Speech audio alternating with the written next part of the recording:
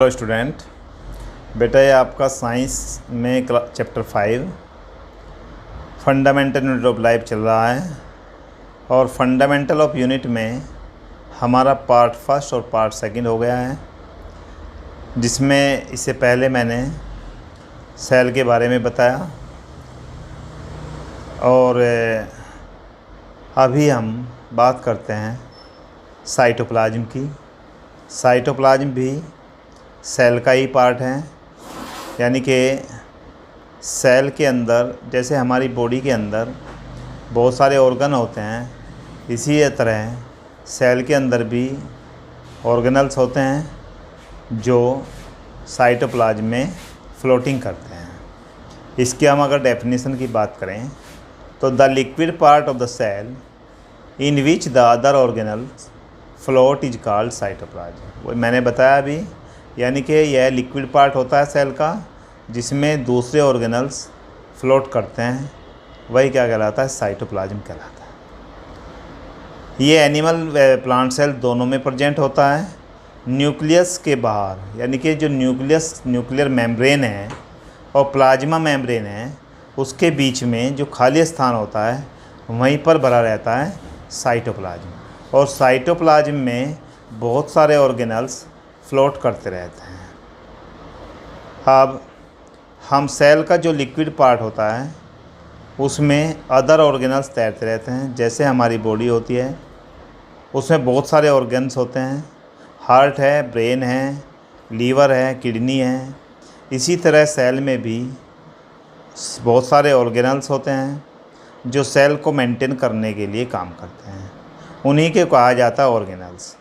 और साइटोप्लाज्म में ये तैरते रहते हैं। साइटोप्लाज्म के दो पार्ट होते हैं। एक तो होता है cytosol. Cytosol the aqueous components of the cytoplasm, यानी कि एक्वस कंपोनेंट। एक्वस का मतलब होता है पानी वाला भाग। एक्वस का मतलब होता है the aqueous components of cytoplasm. Cytoplasm का एक्वस होता है पानी वाला भाग। और दूसरा होता है सेल ऑर्गेनल्स। इसके बारे में मैं आपको बताता हूँ। These are the internal organ of the cell. ये सेल के इंटरनल ऑर्गन होते हैं जो responsible for carrying out specific job keep the cell alive. जो सेल के अंदर वाले ऑर्गन्स होते हैं और सभी का अलग अलग कार्य होता है जिसके कारण सेल जिंदा रहती है। यानी कि जिस तरह ह्यूमन बॉडी जिंदा रहती है, उसके अंदर के पार्ट ह्यूमन के लिए काम करते हैं, हार्ट है, किडनी है, ब्रेन है। इसी तरह सेल के लिए ये इसके ऑर्गेनल्स जो होते हैं वो काम करते हैं और सेल जिंदा रह पाती हैं। यहाँ पर मैंने एनिमल सेल और प्लांट सेल दोनों दिखाई है। एनिमल सेल में न्यूक्लियस दिख रहा होगा आपको, न्यूक्लियर मेम्ब्रेन दिख रही होगी और प्लाज्मा मेम्ब्रेन दिख रही होगी। प्लाज्मा मेम्ब्रेन और न्यूक्लियर मेम्ब्रेन के बीच का जो पार्ट होता है उसमें भरा होता है साइटोप्लाज्म। और साइटोप्लाज्म में एक पार्ट होता है इसका, उसे कहते हैं सिस्टोसोल। और सिस्टोसोल एक्वस पार्ट होता है, यानी पानी वाला। और दूसरा होता है सेल ऑर्गेनल्स। सेल ऑर्गेनल्स जो बहुत सारे काम करने के लिए तैयार रहते हैं और सेल को जिंदा बनाए रखते हैं। अब हम इसके बाद नेक्स्ट टॉपिक लेते हैं सेल ऑर्गेनल्स। सेल ऑर्गेनल्स में क्या होता है, living part of the cell having definite shape, structure and function bounded by plasma membrane. यानी कि living part of cell, cell का क्या है, ये living part. Having definite shape, जो सेल को डेफिनाइट शेप देते हैं, स्ट्रक्चर देते हैं, एंड फंक्शन उसकी बाउंड्री होती है बाई किससे बाउंडेड होते हैं, ये प्लाज्मा मेम्ब्रेन से। अब इसमें ऑर्गेनल्स क्या क्या होते हैं उनके बारे में एक बार हम बताते हैं। वैसे तो 10 होते हैं, पर आपके उसमें कोर्स में 6 ही हैं। एंडोप्लाज्मिक रेटिकुलम, गाल्गी एपरेटस, लाइसोसोम्स और माइटोकॉन्ड्रिया, प्लास्टिड, सर्वाइकल्स। और एक और होता है राइबोसोम्स। राइबोसोम्स के बारे में हम लास्ट में बात करेंगे। अभी हम सेल ऑर्गेनल्स के बारे में बात कर रहे हैं। उसके बारे में मैंने बता दिया आपको कि जैसे बॉडी के लिए ऑर्गन्स होते हैं, ऐसे सेल के लिए भी ऑर्गेनल्स होते हैं। सेल के अंदर ऑर्गेनल्स वो हमने आपको बता दिया, गाल्जी एपरेटस होता है, लाइसोसोम्स होता है, माइटोकॉन्ड्रिया होता है, एंडोप्लाज्मिक रेटिकुलम होता है, प्लास्टिड्स, वैक्यूल्स। इन सभी के बाद एक वर्ड आता है राइबोसोम्स। राइबोसोम्स, इन सब को पढ़ने के पहले एक बार हम देखते हैं प्लांट सेल एनिमल सेल में कहाँ होते हैं। जब किसी प्लांट सेल को इलेक्ट्रॉन माइक्रोस्कोप से देखा जाता है तो उसका स्ट्रक्चर कुछ ऐसा होगा। राइबोसोम्स एंडोप्लाज्मिक रेटिकुलम के ऊपर देखिए कैसा होगा, वो हम आपको दिखाते हैं डायग्राम के द्वारा। आपको एक डायग्राम दिख रहा होगा जिसमें प्लांट सेल है, और प्लांट सेल में आपको एक सबसे अंदर वाला पार्ट दिख रहा है। सबसे बाहर आइए, जहाँ पर लिखा है प्लाज्मा मेम्ब्रेन। प्लाज्मा मेम्ब्रेन सबसे अंदर वाली लाइन है, उसको प्लाज्मा मेम्ब्रेन कहते हैं। प्लाज्मा मेम्ब्रेन के बाहर दो लेयर हैं जिसको सेल वॉल कहते हैं, डबल लेयर। और बीच में जो डॉट से दिख रहे हैं वो क्या है, न्यूक्लियस है। और जो गोल गोल स्ट्रक्चर है वो लाइसोसोम कहलाती हैं। और जो एक स्ट्रक्चर हैं जैसी एक दूसरे पर स्टाक बनाए हुए हैं, तीन दिखाई गई हैं, वो क्या है, गाल्जी एपरेटस है। फिर आपका आगे ये येलो से कलर का दिखाया है, इसे हम प्लास्टिड भी कहते हैं, क्लोरोप्लास्ट भी कहते हैं। फिर आगे आप देखिए जो न्यूक्लियस के पास स्ट्रक्चर बनी हुई है उसको हम एंडोप्लाज्मिक रेटिकुलम कहते हैं। और कई सारे आपको माइटोकॉन्ड्रिया जो डार्क रेड से कलर के हैं जिसमें अंदर डॉट डॉट हैं वो माइटोकॉन्ड्रिया है। आपको माइटोकॉन्ड्रिया दिख रहे होंगे।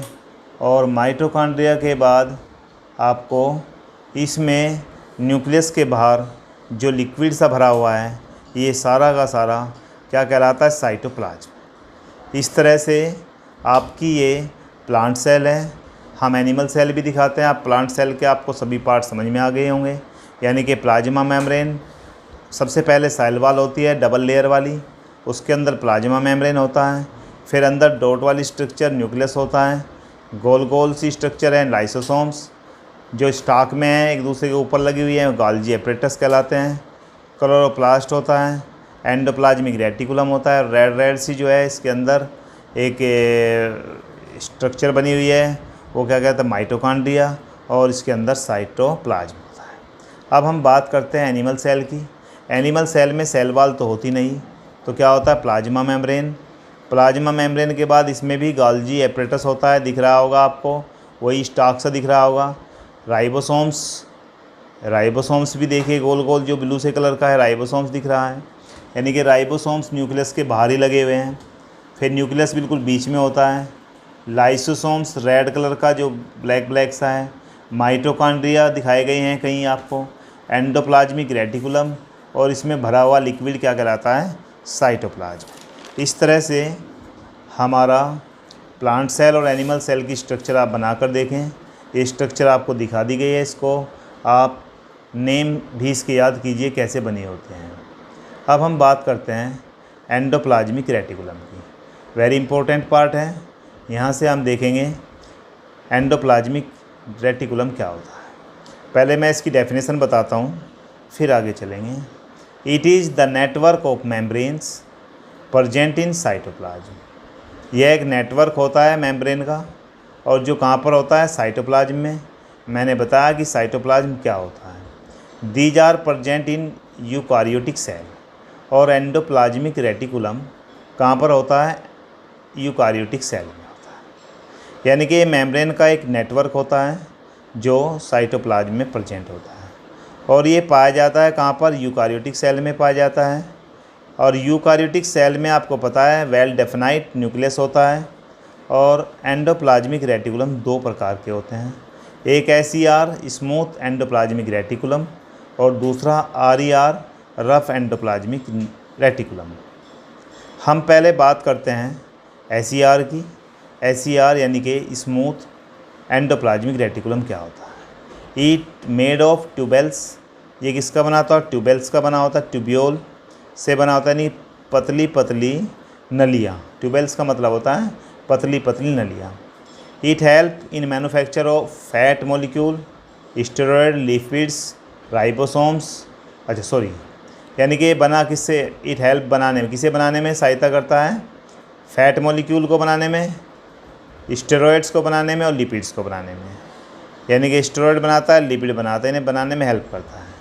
Full stop. आगे आता है राइबोसोम्स आर एब्सेंट। एसईआर में राइबोसोम्स नहीं होता। अब हम बात करते हैं RER. RER means rough endoplasmic reticulum. It is made up of vesicles, यानी कि वेसिल्स का बना होता है। Help manufacture of protein contain ribosomes on the surface. ये वेसिल्स से बना होता है, ये प्रोटीन बनाने का काम करता है और इसमें राइबोसोम्स इसकी यानी कि आरईआर की सरफेस पर होते हैं। अब हम आगे बात करते हैं राइबोसोम्स यानी कि फंक्शन, ईआर के एंडोप्लाज्मिक रेटिकुलम के फंक्शन क्या हैं, क्या क्या काम ये करते हैं। सबसे पहला काम होता है transport material between cytoplasm and nucleus. Cytoplasm और न्यूक्लियस के बीच में कौन होता है, न्यूक्लियर मेम्ब्रेन। तो यह कुछ मटेरियल को न्यूक्लियस के अंदर जाने देता है और कुछ को न्यूक्लियस के बाहर आने देता है। यानी कि इसका मतलब ये हुआ, ये मटेरियल जो या सब्सटेंस को ट्रांसपोर्ट करता है, इसे बायोकेमिकल एक्टिविटी भी कहते हैं, रासायनिक अभिक्रिया के लिए स्पेस प्रोवाइड कराता है। फिर सेकंड नंबर पर समझ में आ गया होगा, ये है it provides space for biochemical activity. Biochemical activity का मतलब कुछ भी रासायनिक अभिक्रिया होनी हो उसके लिए भी स्पेस प्रोवाइड कराता है। थर्ड है it help in synthesize of fat, steroids और कोलेस्ट्रॉल। यह क्या बनाने के काम करता है, फैट्स को बनाता है, कोलेस्ट्रॉल को बनाता है और स्टेरॉयड्स को बनाता है। It help in detoxification of poisonous products, यानी कि जो सेल को नुकसान पहुंचाने वाले प्रोडक्ट हैं, जो सेल को नुकसान पहुंचाने वाले प्रोडक्ट हैं उनको डिटॉक्सिफिकेशन माने सिंपल सब्सटेंस में चेंज कर देता है जिससे सेल को कोई नुकसान नहीं पहुंचता। और some of the protein and lipids help in building cell membrane and this process is known as membranous biogenesis. Protein also sent to various place in cell depending on need. इसका मतलब समझिए, यानी फिर एक बार मैं बताता हूँ फिर मतलब समझाते हैं। Some of the proteins and lipids help in building of the cell membrane, cell की मेम्ब्रेन बनाने में काम करते हैं। And this process known as membrane biogenesis. Proteins also sent to various places in cell depending on need. यानी कि जो भी प्रोटीन एंड लिपिड्स ईआर में बनते हैं वो सेल मेम्ब्रेन बनाने में हेल्प करते हैं। इसी प्रोसेस को मेम्ब्रेन बायोजीनियस कहा जाता है, यानी कि मेम्ब्रेन्स को मजबूत रहना, जिससे कि मेम्ब्रेन्स क्या रहती है, मजबूत रहती हैं। यह प्रोटीन को सेल में अलग अलग स्थानों पर भेजता है और क्या काम करता है, यह प्रोटीन को सेल में अलग अलग स्थानों पर भेजता है जहाँ जिसको जितनी नीड आवश्यकता होती है उतना ही ये काम करता है। आगे नेक्स्ट आता है हमारा गोल्जी एपरेटस। अब गोल्जी एपरेटस के बारे में अगर हम बात करें तो गोल्जी एपरेटस क्या होता है। It is system of tubules and membrane bounded vessels arranged parallel to each other in stacks called cisterns. यानी कि गोल्जी एपरेटस ये दो चीज़ों से बना होता है, एक तो ट्यूबेल्स व मेम्ब्रेन बाउंडेड वेसल्स, यानी ट्यूबेल्स व मेम्ब्रेन बाउंडेड वेसल्स, और ये एक दूसरे के पैरेलल आता है और स्टॉक सा बना लेता है, एक दूसरे के पैरेलल आता है। अभी मैंने उसे दिखाया था आपको राइबोसोम्स को इसके डायग्राम में सेल के, और एक दूसरे पर एक स्टॉक बना लेता है पैरेलल, जिसे क्या कहा जाता है, पूरा बन के बनाता है, इसे कहते हैं सिस्टर्न। अब इसके फंक्शन क्या है, हम फंक्शन देखते हैं गोल्जी एपरेटस में। Lipids and protein synthesize in ER का मतलब है endoplasmic reticulum, are packed at Golgi complex. यानी कि ईआर में जो भी लिपिड प्रोटीन बने उनको पैक्ड करने का काम कौन करता है? Golgi apparatus. फिर सुन लीजिए, lipid and protein synthesized in ER are packed at Golgi complex. यानी कि ईआर में जो भी लिपिड्स प्रोटीन्स बने उनको पैक्ड करने का काम गोल्जी एपरेटस का है। Number 2, transport material inside outside the cell. यह कुछ मटेरियल को सेल के अंदर व बाहर भेजने का काम करता है, जिसकी जहाँ जैसी आवश्यकता होती है। आगे आता है, it help in formation of middle lamellae. मैंने बताया था लैमेले वर्ड्स कहाँ पर आता है? जहाँ पर 2 प्लांट सेल या 3 प्लांट सेल एक साथ जुड़ती हैं, उनके बीच में एक लेयर होती है, उसे लैमेले कहते हैं। और यह हेल्प करता है फॉर्मेशन ऑफ मिडिल लैमेले, यानी कि बीच में जो लैमेले होता है उसे बनाने का काम भी इसी का है। यह राइबोसोम्स व गोल्जी एपरेटस का। अब हम आपको सेल के अंदर हमने दिखाया कि राइबोसोम्स होता है, गोल्जी एपरेटस होता है। अगर हम आपको उन दोनों का डायग्राम दिखाते हैं, एक डायग्राम में सेल है, सेल के अंदर आपको दिख रहा है राइबोसोम्स और गोल्जी एपरेटस। अब सेल के अंदर हम बात करते हैं, देखिए राइबोसोम्स की बात करें तो राइबोसोम्स में जो रेड कलर का है वो रेड कलर का क्या दिख रहा है आपको? न्यूक्लियस।